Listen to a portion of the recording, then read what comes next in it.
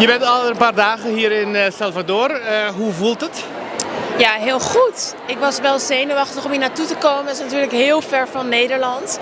Ik ben nog nooit zo ver van huis geweest. Maar nee, het bevalt heel goed. En het zijn zulke lieve mensen. De omgeving is heel warm en respectvol. En je kan echt voelen dat het een hele fijne sfeer is. En een prachtig land. Is het anders, de hele ervaring, dan hoe je het had gedacht? Of is het precies hoe je het had gedroomd?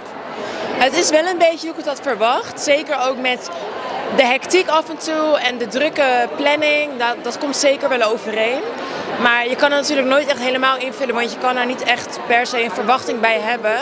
Als je zoiets nog nooit hebt meegemaakt. Met al die verschillende culturen en vrouwen van over de hele wereld. Het is gewoon een hele bijzondere ervaring. Maar het bevalt me echt in de goede zin, ja. Oké, woensdagavond hadden we de preliminaries.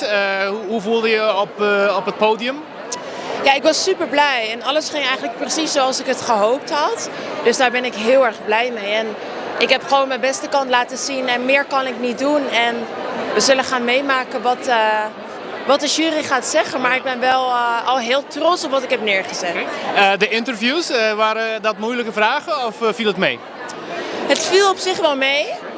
Het waren ook vragen, gewoon persoonlijke vragen. Naar aanleiding van informatie die je zelf al had aangeleverd. Dus dat maakt het ook makkelijker praten wanneer je eigenlijk gewoon over je eigen verhaal kunt vertellen. Mooi. Ik begrijp dat je ook roommate bent van Aruba. Hoe is die ervaring? Hoe is Carol als roommate?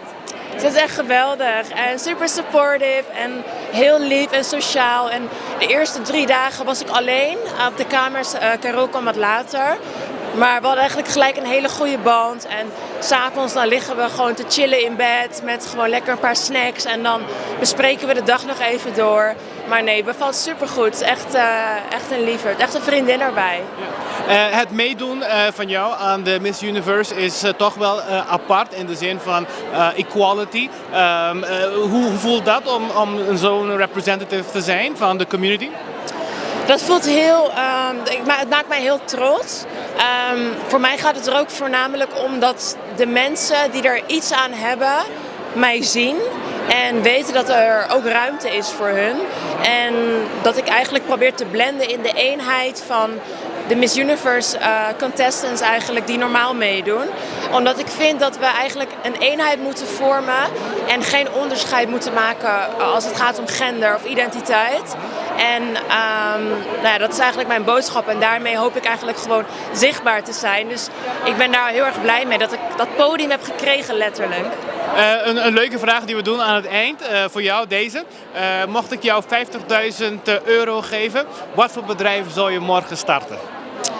Ik denk een bedrijf waarin ik zorg dat mijn community meer aandacht krijgt. En dat ik ook zorg dat we meer zichtbaar worden. En dat ik ook kan starten met voorlichtingen geven op scholen, werkplekken, sociale plekken. Om bewustzijn te creëren voor de toekomst en voor het hier en nu. Zodat het verleden wat mij heeft geraakt in het verleden kan blijven en niet herhaald hoeft te worden. Mooi, wij wensen je heel veel succes en geven je de kans om de groeten te doen aan Aruba. En wellicht ziet men dit ook in Nederland. Helemaal leuk, dankjewel. Aruba, I love you girl. Ik kom snel een keer naar je eiland en kom ook snel een keer naar Nederland.